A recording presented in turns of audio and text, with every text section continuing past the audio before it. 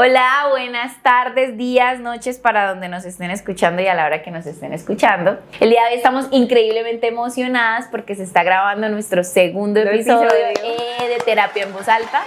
Algo muy importante y muy interesante es que en la sesión, ya estoy acostumbrada a decir sesión. En el primer episodio no teníamos todavía un nombre formal de nuestro canal y ya oficialmente es Terapia en Voz Alta, entonces estamos muy felices porque estamos estrenando episodio nuevo, nombre nuevo e invitada nueva, porque el día de hoy tenemos una invitada muy especial que ya les vamos a presentar. Bueno, y antes que nada es como reconocer el reto que ha sido para nosotras, trayendo como a colación el tema que vamos a hablar el día de hoy, y es que todo lo que implica el podcast y el reestructurar nuestro día, digamos el día de hoy, que estamos grabando un domingo. Grabamos los domingos, porque de lunes a sábado damos terapia. Organizarnos y demás, o sea, todo lo que implique un cambio, estamos hablando de crisis.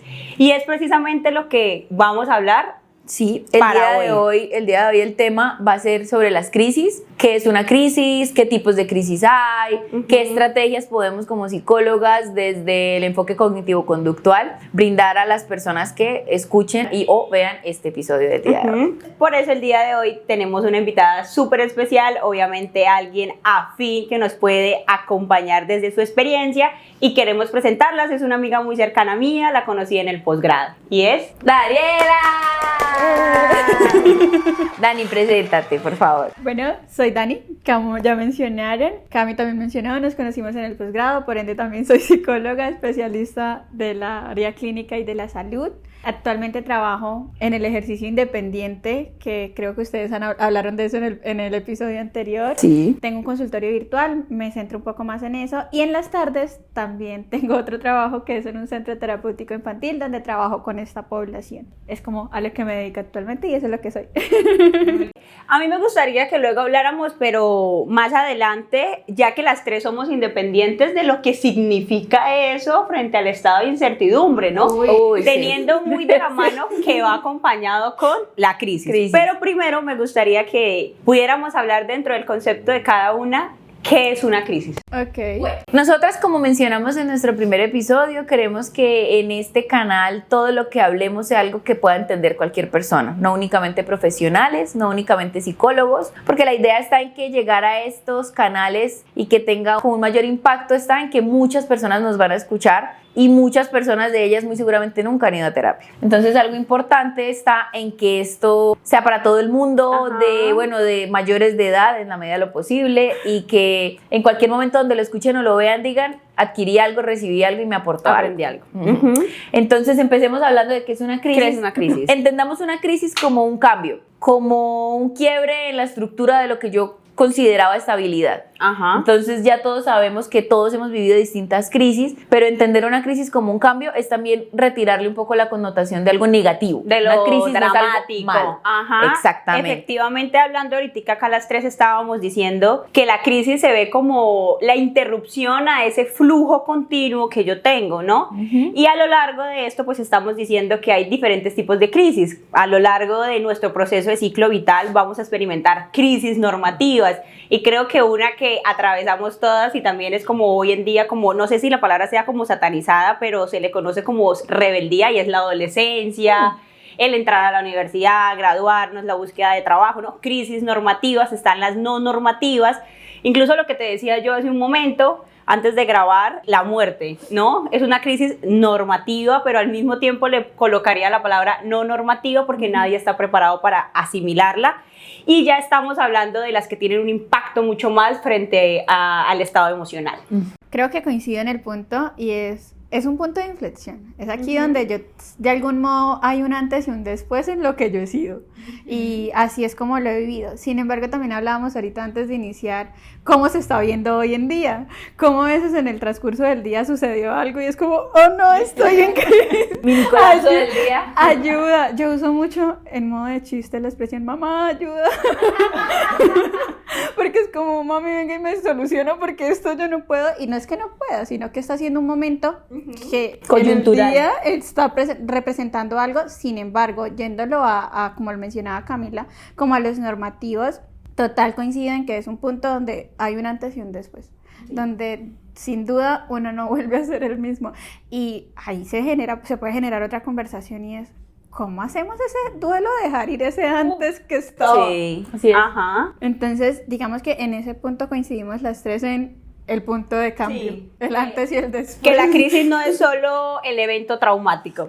Por ende, a mí me gustaría como conocer un poco cuáles han sido como esas crisis que les gustaría compartir. Empecemos por Dani, que Ok, es nuestra invitada. listo. Háblanos de tu mayor crisis y cómo la afrontaste, sea como psicóloga o como persona que va a terapia también. Mira que cuando supe que era el tema, yo pensaba, y es que ahorita estoy retomando ciertos procesos con mi psicólogo de cosas justamente del pasado, y yo recuerdo muy clara como la primera crisis que yo dije, por Dios. y para mí han pasado 5 años y sigo extrañando esa Daniela de antes. Y fue en el 2019, último semestre de la universidad. Pues mi mamá vive en otro país, entonces yo estaba ahora con mi hermana y con una prima. Y pues ahí éramos nosotras cercanas de la misma edad y cómo yo atravieso todos esos cambios. ¿Y a qué se debe la crisis? A que me pasaron muchas cosas que se me salieron totalmente de las manos y yo no sabía cómo manejarlo. Al punto de que yo le dije a mi mamá, un noviembre creo, ya llevaba un mes, es que justo la crisis la recuerdo muy bien. Está muy cerquita esta época del año. Sí, empezó en octubre y por eso lo estaba hablando con mi psicólogo porque yo decía, octubre para mí es un mes denso. Álgido, álgido. Y estábamos finalizando universidad, me quedaba literal pruebas ECAES, informe final de prácticas y sustentación del proyecto de grado. Okay. Ya tenía casi todo listo, pero yo dije, no puedo. Y llamé a mi mamá un día llorando y le dije, mami, no, yo no puedo terminar la universidad. Yo la termino el otro año, o pues miro a ver cómo hago, pero yo no me siento preparada porque pues digamos que mi crisis me da con eventos adversos que suceden y afectan mi estado emocional de una manera en la que yo nunca había sentido. Estoy finalizando psicología, pero creo que yo nunca había logrado empatizar como con lo mal que se sentía una persona hasta que lo viví. Claro, esa es la empatía. Y ahí es cuando realmente uno dice, sigue adelante, tú puedes, vale. Nuestro trabajo sí vale. Ahí es cuando uno dice, oiga, yo sí estudié lo que... Sí, porque estas palabras no aportan nada. claro. Vamos, tú puedes, levántate O y como esa palmadita. La palmoterapia, la famosa palmoterapia. No, horrible. Entonces, digamos que vienen muchos puntos. Yo nunca me cuestioné mi carrera, justo escuchando el episodio El de primer ustedes. episodio. Yo supe que quería estudiar psicología en noveno. Cerquita la época mía. Y yo salí del colegio y me fui a estudiar psicología. Cambié 3 veces de ciudad. 3 universidades, pero nunca cambié la carrera. La carrera nunca la cambiaste. Sí, sí. Ok. Yo inicié la carrera en Bogotá, yo venía de Barranca, ese cambio fue brutal para mí, yo dije, no, Claro. me devuelvo. Retomé en Barranca, pero pues no me sentía cómoda con el proceso académico y apenas tuve la oportunidad me vine para acá, para Bucaramanga. Y cuando llega este episodio o esta crisis, yo decirle a mi mamá, no voy a finalizar la carrera, o por lo menos no este año. Uy, para mí era súper pesado, pero en esa crisis yo no podía con mi literal. Claro. Ahí es por primera vez porque yo había tenido cercanía con psicólogos, pero nunca de una manera tan directa. Ya no es negociable que tú transites esto sola. Y a raíz de eso empiezo a tener como ciertas herramientas para manejar la crisis. Sin embargo, lo que les digo, todavía la Daniela del presente extraña un poco a la Daniela que era en ese momento porque sí cambié muchísimo.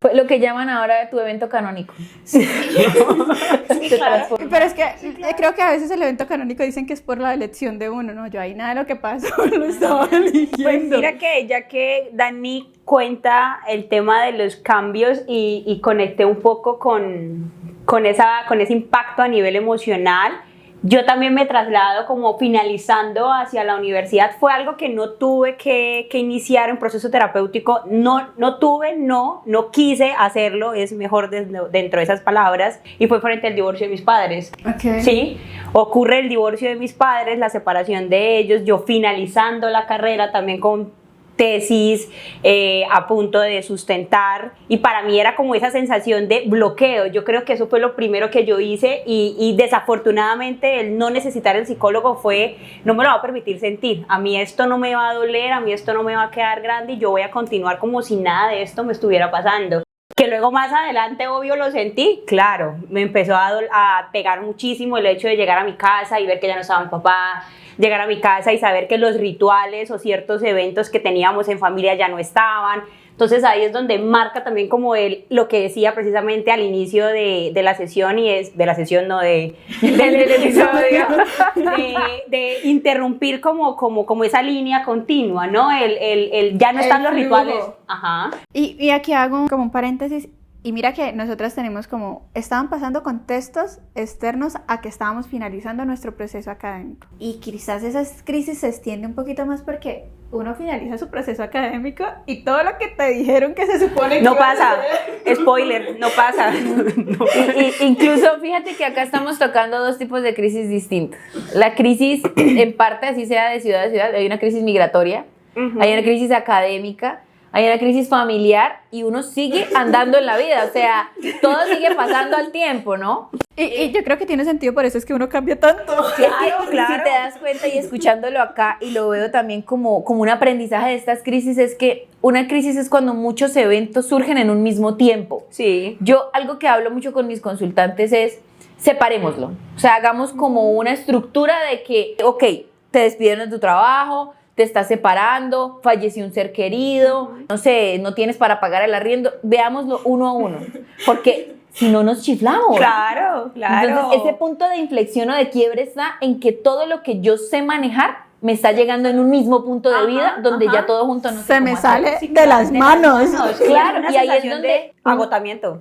Total, físico, mental, de todo. Y llega uno a terapia y claro, una primera sesión es de mucho porque uno viene desbordado de todo lo que uno quiere. Y existe el paciente que es, y quiero que me ayudes a esto. Yo, digamos que ahí yo no los cuestiono. Yo ahí les digo, tranquilo, vamos paso a paso, yo no tengo afán, ¿tú tienes afán? No, ¿qué disposición tienes? Toda, perfecto. Entonces vamos a trabajarlo uno a uno porque es muy difícil que un solo cuerpecito pueda con tanta carga al tiempo. Sí, claro. Y nosotras sabemos como psicólogas que hay muchísimos pacientes que están pasando por tantas cosas que uno dice, si yo lo estuviera viviendo, para mí también sería muy duro y muy difícil. Y a veces uno se va como con ese pensamiento, yo ¿cómo les... ¿Qué hago? Claro. Y sobre todo, yo siempre he dicho, hay que entender y hay que comprender que uno nunca puede sacar al paciente de su contexto. O sea, él va a seguir llegando a su casa, en su realidad, en su vida, en su crisis. Entonces, ayudarle quizás a mitigar ese dolor y quizás como a que él encuentre una voz de apoyo y una voz de ayuda, ya es suficiente trabajo el que podemos hacer. Yo también creería que incluso como conectando hacia mi experiencia del bloqueo emocional es el entendimiento acerca de lo que estoy sintiendo, ¿no? Yo sentía rabia, o sea, a pesar de que sabía que estaba ocurriendo de la separación y el divorcio de mis padres, tenía muchísima rabia por verme mal, porque para mí era como, necesito estar bien porque tengo que presentar mi proyecto, tengo que presentar mi tesis, y eso hizo que yo me enfermara a un punto en el que empecé a sufrir acá como, se me escapa ahorita el nombre, pero era como un acné, o sea, era como una un alergia. broto, sí, era un broto enorme, y yo decía, pero ¿por qué? Yo le empecé a echar la culpa que yo no me hacía limpieza en la cara, absolutamente nada. Y hoy en día me doy cuenta es que nunca me permití decir, oiga, estoy triste, estoy mal, estoy pasando por el hecho de ya no ver a mi papá, estoy pasando por el hecho de ver a mi mamá triste, estoy pasando por el hecho de ver a mi hermano aislado, o sea, tantas cosas que estaban significando en ese momento, y para mí era, necesito que la línea continúe. Como sea, yo necesito que continúe. Entonces, algo que nos hace mucho más familiarizar a la hora de transitar la crisis es entender muy bien qué estamos sintiendo. Incluso ahorita antes de que llegara Dani, que estábamos hablando de cuál iba a ser la crisis que escogiéramos hablar, dijimos las dos, de tantas, ¿cuáles cogemos? Y Cami, curiosamente, no habíamos hablado de una específica, no, hasta ahorita que se nos va dando la fluidez del episodio, y yo estaba pensando, no hemos hablado de las crisis amorosas. De que cuando este es otro costal. En el primer episodio yo hablé de esa época de escoger la carrera, que tenía 15 años. Y ahí tuve mi primer novio. Y fue el primero que justico me rompe el corazón. Y esa fue mi crisis más grande de vida en ese entonces, ¿no? Hoy yo lo veo y digo, no para tanto. Pero porque eso es lo que pasa cuando uno transita la crisis. Uno dice, no era tan terrible como yo pensaba. Ya que tocas el tema, influye también mucho las herramientas que tú tengas en ese momento. Mira, tú estabas saliendo del colegio, estabas súper chiqui. Yo me enamoré grande. Peor. 26. Tengo 26. Pero me causa curiosidad porque yo creo que ese callo emocional todos los hemos sentido, ¿no? Y es esa sensación de romper el corazón que duele. Yo creo que el impacto de asimilar una ruptura, ahora digamos tú a tus 26, pero en la adolescencia donde uno todavía tiene como muy disfrazado lo que es el amor, ¿no? Y que incluso yo no comprendía hasta dónde esto iba a ser trascendental en mi vida, ¿no? Porque a todas, acá yo creo que a las tres nos han roto el corazón. Y a Cami y a mí fue en la misma época, porque lo hemos hablado, ¿no? Fue la misma época de vida donde uno decía, mi vida gira en torno a esa persona. Y esa es la crisis, que yo me olvidé de todo lo que había en mi vida, que yo decía en el episodio 1 que me encerraba en la cueva, que yo no salía, que yo era Tumblr en esa época, puros memes de cositas de depresión, de que el corazón roto es lo primero que te va a marcar la vida, que el primer amor nunca se olvida, el primer amor sí se olvida, no se preocupen por eso. Y uno tiene muchos amores en la vida. Uy, muchos, ¿no? Y luego ya llega el amor maduro, es que ese es otro episodio que vamos a hablar del amor específicamente, pero esta crisis está ligada a este aprendizaje de decir, lo pasé, y me enseñó muchas cosas porque me enfrentó con una versión de mí que de no haber pasado esa crisis, yo no habría avanzado. Yo no habría llegado a este punto de conocimiento donde yo les digo a los pacientes, me dicen, yo no sé si yo estoy pasando una crisis muy larga, si esta tusa, esa famosa tusa, está siendo muy larga. Yo les digo, no te preocupes, te va a durar tanto como tú quieras. Lo que pasa también es que influye mucho la actitud que tenemos ante la crisis. Claro. Y esta es también como una herramienta que yo siempre doy, que hoy también voy a compartir en este episodio, y es, hay que entrar a las crisis con una actitud de saber que ellas van a pasar. Y yo digo, yo no sé. Que son transitorias. Exacto, yo digo, es como un túnel oscuro donde tú no sabes qué tan largo y qué tan oscuro va a ser, pero que tú digas, algo voy a aprender y voy a pasar del otro lado. Mira que ahora que dices eso, yo una palabra que uso mucho en sesiones es por ahora. Por ahora ahora estamos sintiendo esto, por ahora Me está gusta. sucediendo esto, por ahora. Pero ese por ahora es ahora. Incluso Sí, claro. ayer me hice un tatuaje, yo no sé si se ve ahí, me lo hice ayer. Ay, y sí, dice, hoy no es siempre. Me Bueno, encanta. mira, vamos a ir por Vamos a ir por los Si mismos. nos encantan los tatuajes, algo que también va muy significativo a ello es que a partir de una crisis de mi ruptura, que El evento canónico. El evento canónico, yo me hice el de aquí y ahora, porque yo sentía que a pesar de que era algo que nunca me lo esperé, para mí fue como, yo no voy a salir de acá me quedé, me sepulté, me morí y me quedé. Oye, sí, y ahora que nos dices que nos gustan los tatuajes, como que, ahora que pienso como que sí tenemos, yo también tengo dos tatuajes que hablan como precisamente de, hay que seguir. Uno, este que dice continúa, y aquí tengo uno que dice we'll be alright, que ese estaremos bien. Estaremos bien. Entonces Bueno, el famoso, yo tengo el del Semicolon Project, el punto y coma. De que la vida no se detiene ahí, sino que continúa a pesar de que pareciese que hay una pausa. Y aunque tenemos estas cosas tatuadas cuando estamos en crisis, también a uno como persona se le nubla un poco el ¿cómo ¿Será? salgo de aquí? ¿Será? ¿Por ahora será?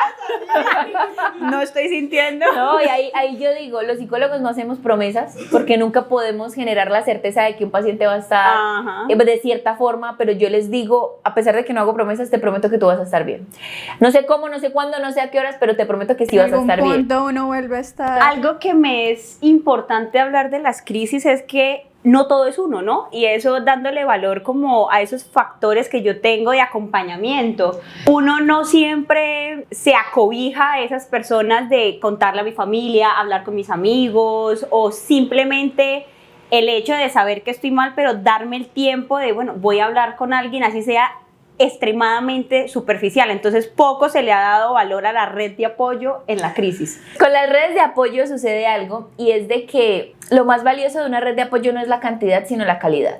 Sí. En esta época que yo les estaba contando, y acá hay un tema que estábamos hablando antes de grabar el episodio, cuando uno encuentra a esa persona con la que uno puede desahogarse, no necesariamente la persona debe tener una respuesta. Algo muy profundo, y yo creo que nadie lo sabe, solo lo sabemos mi mamá y yo, fue que en esta época de esa ruptura estaba muy de moda, y digamos que no es que haya pasado de moda, sino que ya se ha empezado a crear más conciencia al respecto de las autolesiones. Okay. Y yo era muy, ¿cómo se llama? Como implosiva, como que yo explotaba mucho conmigo, entonces yo me aruñaba, yo me pasaba corta uñas, yo me hacía daño a mí misma. Okay. Y mi mamá se enteró, me vio las cicatrices y de una vez ella como que no sabía cómo actuar. Hoy lo hablamos y ella decía, yo no sabía si eso era serio, si eso era delicado. Ella me llevó al psicólogo, ella me llevó al psiquiatra y ella como que no sabía qué hacer. Y me acuerdo mucho que ella me llevó a una librería. A mí me gusta muchísimo leer, por eso estábamos hablando de los libros. Y los libros se han convertido para mí como en un refugio emocional, en un descanso, en un hobby. Es prácticamente lo que más disfruto hacer en mi vida, aparte de trabajar. Y ella me llevó y me compró un libro. Y me acuerdo que la noche era, ¿está feliz? Y yo, ¿Qué te pasó? ella decía, le gustó el libro, pero prométame que no va a volver a hacer esas cosas. O sea, ella ni siquiera lo verbalizaba. Y yo decía, sí, se lo prometo. O sea, tenía yo 15 años, ¿no? Y obviamente hoy yo digo esa red de apoyo de una persona, de mi mamá, que ni siquiera tiene por qué saber qué es lo que uno está sintiendo y pensando, porque prácticamente es una mujer que mi mamá nunca fue al psicólogo, nunca tuvo como este apoyo que hoy yo digo que importante es que todos los papás y todos los hijos del mundo los tengan, todas las familias. En ese momento ella me brindó ese apoyo sin saber lo mucho que estaba ayudando, porque fue la última vez que yo recuerdo haberme sentido tan triste. Después de eso siento que como que la crisis mermó, como que dije, no estoy sola, puedo transitar esto con alguien. Entonces no sé cómo sea para ustedes, qué aprendizaje han adquirido de las crisis y qué opinan ustedes de la red de apoyo o del apoyo emocional para una crisis. Por mi parte, me abandero mucho con una frase y es, los vínculos nos sostienen. Me gusta. O sea, y le doy gracias a la vida, al universo, a lo que cada persona decida creer, en mis creencias, a Dios, de que yo he podido establecer vínculos supremamente hermosos a lo largo de mi vida. O sea, yo no soy la persona más amiguera de por sí, me cuesta mucho mantenerme. ¿Eres amiga cactus? Sí, doy fe. ¿Eres amiga cactus? Sí, doy fe. Sin embargo, las personas que están en mi vida son personas que en algún momento yo he podido recurrir, ya sea en una crisis o en un momento donde no lo estoy pasando bien. Pero si hablamos en el 2019, mira que mi mamá no estaba, mi mamá vive en Chile, mi papá en ese momento creo que tampoco estaba en el país, trabajaba creo que en Perú, y yo estaba con mi hermana con la que vivía, mi prima, y adicional de eso, es que, ¿cómo hago para explicar brevemente mi familia? Todavía yo estoy intentando descifrarla. Tengo, de mamá tengo una hermana, de papá tengo un hermano, pero de vida tengo 3 hermanos más. Ok. Entonces, yo en ese momento creo que no tenía tantos amigos, aunque sigo creyendo que no son muchos, pero como que mi grupo eran mis hermanos, porque estamos todos cercanos a la misma edad. En ese momento, mi sostén fue mis hermanos. Y es súper curioso porque en ese momento podría decirte que ninguno la estaba pasando bien. El 2019 creo que fue crisis para todos. Desde diferentes puntos. Y prepandemia. No sabía lo que nos esperaba un año después. Total. Y en ese momento yo creo que a mí se me notó mucho el malestar que estuve en ese momento porque yo me adelgacé mucho, yo no dormía, el hecho de que yo no quería volver a la universidad, no quería afrontar absolutamente nada porque sentía que la situación me estaba sobrellando. Y con mis hermanos tengo diferentes tipos de relación, que es muy importante. Por ejemplo, mi hermana, mi hermana con mi mamá, es con la que yo he crecido a lo largo de mi vida. Y mi hermana es muy mamá. Entonces mi hermana era la que me hacía un caldito y literal se sentaba a quererme dar la comida, casi que dármela. Sí. Era como su manera de acompañarme. Mi hermana tampoco tenía como esta apertura a todo lo que es apoyo emocional, pero es de la manera que yo sé estar. Me acuerdo que en ese momento yo no podía dormir bien, empecé a tener muchas pesadillas y me daba miedo dormir sola. Entonces mi hermana cogía y llevaba mi colchón a su habitación para que yo durmiera con ella y con mi sobrina, porque pues mi hermana tiene una hija. Y en ese momento estaba embarazada de mi segunda sobrina. Ahí, mi hermano. Con Cami, que es el camarógrafo, que es uno de mis hermanos de vida. Con Cami siempre hemos hablado un montón. O sea, nosotros podemos ponernos a hablar de un tema y se vuelven conversaciones de horas y temas súper random. Y en ese momento Cami y mis otros 2 hermanos de vida estaban pasando también por una situación muy compleja. Y todos estábamos ahí como, ¿de qué manera estamos? Entonces Cami era, estoy aquí. Era su manera de decirme, estoy aquí. Con María, que es mi otra hermana, era con la que más hablaba y le explicaba lo que estaba sucediendo. Y María sabe que a mí no me gusta que me respondan cuando yo hablo. Ahí identifiqué de qué manera me gustaba sentirme escuchada. Y no es que me digan, tienes que hacer esto. Me irrita de por sí, me genera mucho conflicto. Pero que estén en presencia, para mí eso es todo. Entonces como que cada uno empezó a adaptarse, aunque estaba con sus propias cargas, porque de verdad no la estábamos pasando bien ninguno. Nos acompañamos y entre todos hicimos como un nidito en el que cada uno estaba para el otro. Desde ahí surge para mí un aprendizaje súper grande, y ahí voy con el aprendizaje más grande, y es: los vínculos me sostienen. Mi mamá, en medida de lo posible, aunque no estaba cerca, también me apoyó un montón, pues fue la que financió también las citas de terapia, las terapias y demás. Los profesores, mis profesores sabían cómo era yo como estudiante y a mi asesor de prácticas yo le dije, mira, yo tenía que entregar el informe, yo le dije, no lo tengo. Me faltaban como 2 cosas. Dani, pero es que venimos trabajando todo el semestre, yo no. La pareja de él, curiosamente, era mi asesora de grado, de proyecto de grado. Y con ella sí supo un poco del contexto de lo que a mí me estaba pasando y ella habló con él. Nosotros no podemos dejar a Daniela. Y hablaron para ampliarme los plazos y me dijeron como, tómate unos días, descansa, duerma, porque yo tenía yo en ese momento creo que alcancé a estar hasta 52 horas sin dormir, no era capaz. O sea, para mí el día era noche, la noche era día y yo estaba despierta todo el tiempo, mi cabeza no paraba. Entonces, como desde diferentes áreas, en la universidad, yo nunca fui muy cercana a ningún profesor, pero mis profesores desde, oye, te conocemos y sabemos tu calidad como estudiante, como que... ¿Qué está pasando? ¿Qué está pasando? Sí. Mis hermanos, que creo que sin duda siempre se los agradezco, y ellos se mantuvieron durante mucho tiempo, y creo que eso fue un antes y un después para nosotros, porque en ese momento aprendimos a escucharnos todos. O sea, y como que si en algún momento uno estaba pasándolo mal, iba y le decía al otro. O sea, y creo que abrió esta puerta de, es importante comunicarnos para saber cómo lo estamos pasando, porque aquí ninguno puede adivinar lo que está sucediendo con el otro. Miren que precisamente hablando de lo que tú decías y lo que decía Cami, frente a mi crisis, yo sí no me lo permití, y creo que eso es una enseñanza que me deja hoy en día, ¿no? Yo siempre fui muy cerrada y muy reservada a no querer contarle nada en lo absoluto. Yo siempre decía y le contaba a mis amigos como, mire, cuando yo les cuente lo que me pasó, ya pasó, ya la viví, así es Camila, ya me revolqué. esa es Camila, tal cual. Ya estoy bien, ya estoy bien. Cami conmigo ha aprendido también a manejarlo diferente. A eso es lo que yo voy, y precisamente en ese momento que me permití bloquearme y continuar la vida a como fuese, trajo repercusiones tanto a nivel físico como a nivel emocional. Me acuerdo que inicié también un proceso con psiquiatría por episodios fuertes de depresión, y ahorita que estoy pasando por una situación, de alguna forma me he empezado a dar como ese valor de decirles a mis amistades, así sea como, bebé, estoy triste, o me puedes escuchar, o a Dani, yo siempre le digo a Dani como, Dani, podemos salir o podemos vernos o podemos hacer algo. Incluso cuando nos hicimos amigas en el posgrado, fue de un momento para otro que estaba tan desbordada de tantas cosas que yo le dije a ella como, ¿me puedes escuchar un momento? Y ahí fue como esa apertura emocional precisamente de lo que tú cuentas. Y mira que para mí eso se volvió un aprendizaje casi que con cualquier persona que tengo vínculo, y con Camila me pasó porque yo soy muy seca y muy parca, por así decirlo, por WhatsApp. Sí. Entonces yo soy de las que, ok, vale, sí. Y en algún momento pues yo como que Camila me hizo como el comentario, ay, es que yo no te escribo porque tal cosa, y pues nosotras ya estábamos creando como y estábamos haciendo como, estábamos ya creando un vínculo de amistad, y yo le dije como, Cami, bueno, mira, a mí me gusta esto, yo me entiendo normalmente de esto, de mis amistades pues solo, y puedo decir que con Cami ya en esta etapa la amistad ha sido construida. Sí. Donde a partir de conversaciones hemos dicho como, mira, a mí me gusta que me acompañes de esta manera, y ha sido súper chévere y ha sido como súper maduro. Sí, y es darle precisamente a la red de apoyo como un rol y una función, ¿no? Claro. Y entender que la red de apoyo no siempre va a estar disponible para ti, y que no se trata de uno. Eso iba a decir. Yo siempre le digo a las personas que cuando tú tienes una red de apoyo hay que identificar que no todas las personas son para todo. Ajá. Por ejemplo, con Cami y yo tenemos una relación muy particular, por eso decimos que es un matrimonio. Yo sé cuando Cami se puso brava conmigo. Sí. Yo sé, y yo puedo leer el mensaje y yo dije, se emputó. Camila está brava, y yo sé que le va a tomar unas horas y luego, la verdad me molesta que...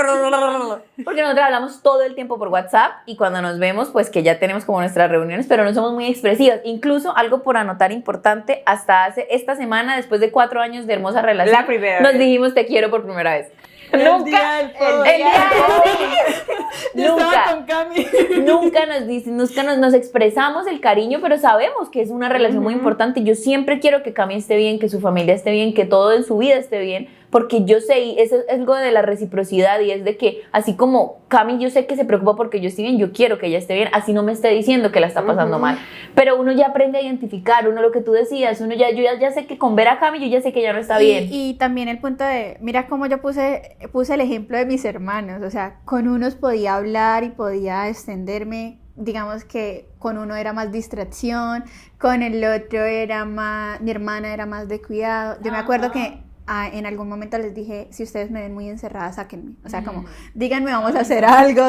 O sea, y yo les pedí, literal, como qué cosas esperaba que ellos, de qué manera ellos ¿De qué manera te podían ayudar? Claramente estaba el hecho de que yo también sabía que no la estábamos pasando bien entre todos y si no puedes, dímelo, pero quiero que sepas que esta es la manera que me puedes ayudar y que puedes estar en este momento. Quería ir haciendo nuestro cierre con una pregunta que diría yo que es la parte más importante del episodio y es, ¿qué les recomendaríamos como psicólogas, como mujeres, como personas a alguien que está en una crisis, empezando terapia, que todavía no sabe si tomar terapia? ¿Cuál es la recomendación que le daríamos cada una de nosotras a esta persona? Creo que voy a empezar yo con la respuesta, dado que me puedo perder fácilmente con la conversación y con lo que estaba contando. Yo empecé a aplicar herramientas que también me funcionaron a mí como paciente, como persona en crisis y como lo que pude solventar en ese momento. Si bien dije que al principio del podcast que todavía habían cosas de esa situación que todavía me afectan, no significa que siga en la crisis, ¿no? Ya han habido muchas crisis más en el proceso. Posterior. Sí. Pero con aprendizajes, que son distintas. Sin embargo, cuando tengo inicio proceso, algo que evalúo mucho son las redes de apoyo, puntualmente. Porque las personas que llegan a terapia llegan muy agobiadas, normalmente porque hay muchas situaciones o una que se les está saliendo de control, que no saben cómo gestionarla y están cargando con ellos todo el tiempo solos. Y si bien la terapia es un espacio donde puedo hablar, pues al final no solo estamos hablando. Claro. Y en la conversación está mucho la validación emocional, está el poder soportarme en alguien más y que en ese soporte sea alguien que genuinamente se preocupe por mí. Entonces, creo que indago mucho la red de apoyo y empiezo a gestionar y a trabajar y a brindar herramientas relacionadas en eso. Incluso, debido a mi experiencia, yo creé como una pequeña guía de acompañar para las redes de apoyo. O sea, se llama guía para las redes de apoyo. Súper bien. Para crear tu red de apoyo. Y consiste con primero unas preguntas de identificación de uno mismo. Oye, ¿cómo me siento escuchado? Y por eso decía, yo me di cuenta que yo en ese sentirme escuchada no me gusta que me digan qué tengo que hacer. No. Claro.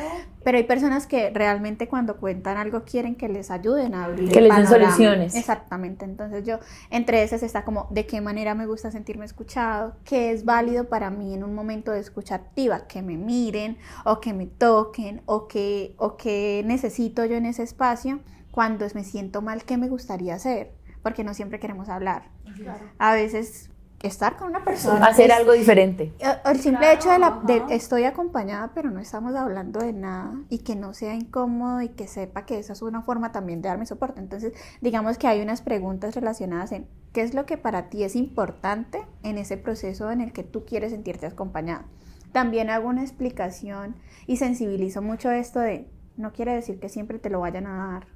Es una expectativa que tú tienes, sin embargo las personas en general en nuestra vida individual transitamos por muchas cosas y a veces, aunque yo quiero estar para acá, a mí ese día me costó un montón también mi día y no es que no quiera, es que tampoco tengo las herramientas hoy y es válido, pero ¿cómo también me lo pueden hacer saber sin que yo me lo tome personal? Claro. Entonces digamos que hay muchas preguntas orientadas en ese aspecto y después hago como una notita de escribe una carta y entrégasela a esa persona que para ti es importante dentro de tu vínculo y dentro de tu red de apoyo.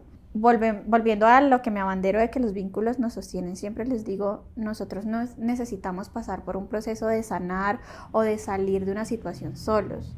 Nosotros crecemos en comunidad y de verdad, sin duda, la mejor herramienta que yo considero para las crisis es, sí, tengo que aprender de aquí, pero no tengo que aprenderlo solo.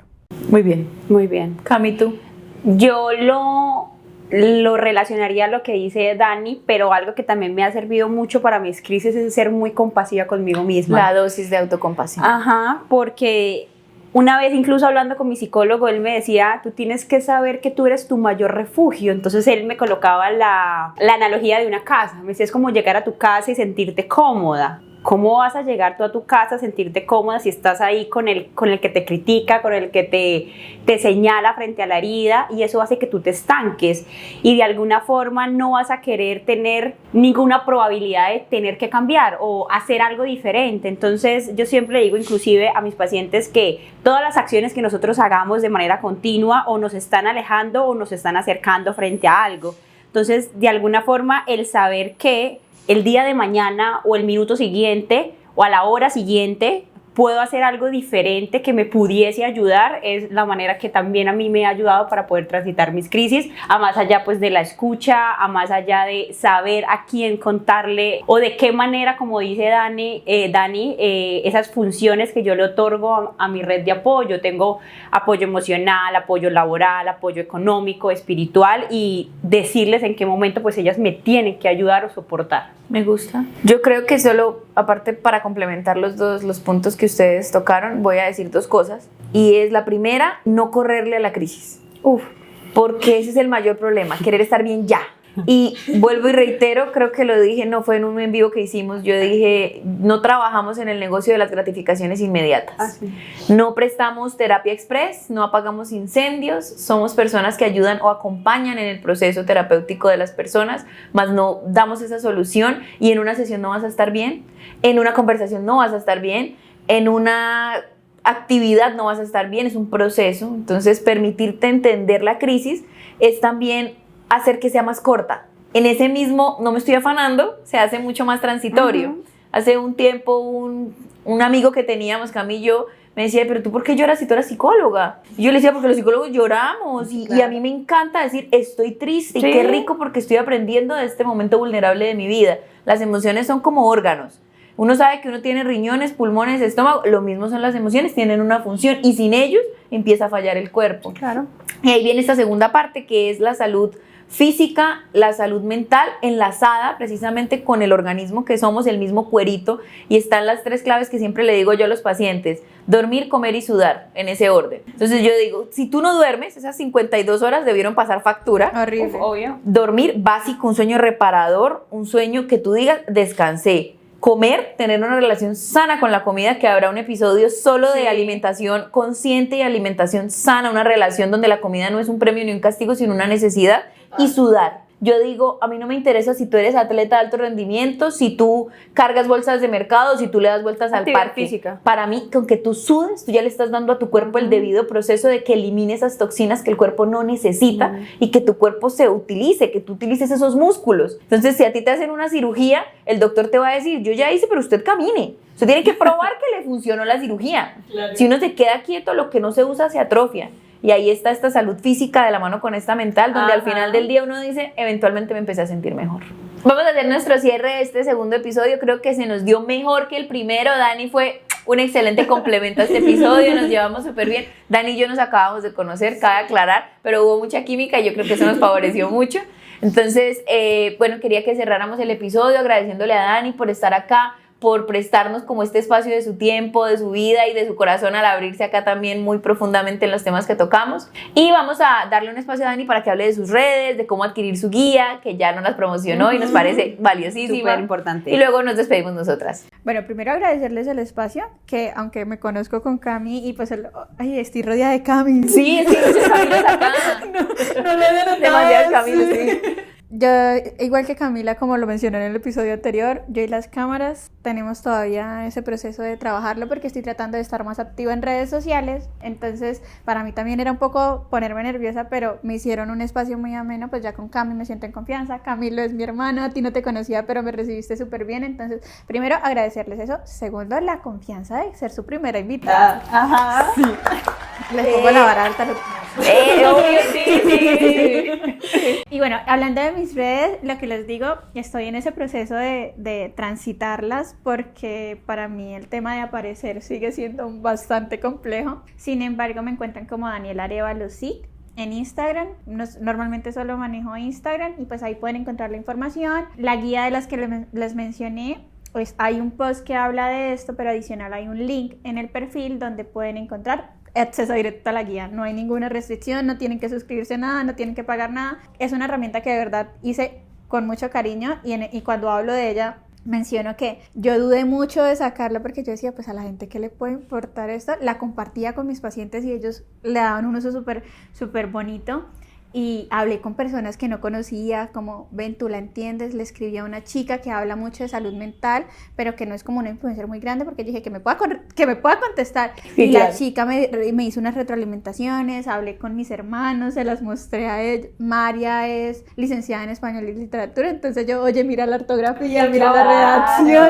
O sea, de verdad traté de ser como muy meticulosa con eso para que fuera comprensible para todos, y dije, pues vale la pena tenerla. No sé a quiénes les van a llegar, pero si le llega a alguien que ojalá pueda ser de utilidad, porque de verdad es muy valioso en un acompañamiento en general, no solo en la crisis, en la vida necesitamos nuestros vínculos ahí con nosotros. Me encanta, muy bien. Bueno, vamos a dejar las redes de Dani en la bandejita en YouTube, en el canal cuando lo publiquemos. A nosotras nos pueden seguir en Instagram como Pasos Gigantes _, en Facebook como A Pasos de Gigante. No, Sí. Pasos Gigantes. ¿Ya estamos Pasos Gigantes? Sí. Estamos en Es reconstrucción. una historia ahí corta, pero...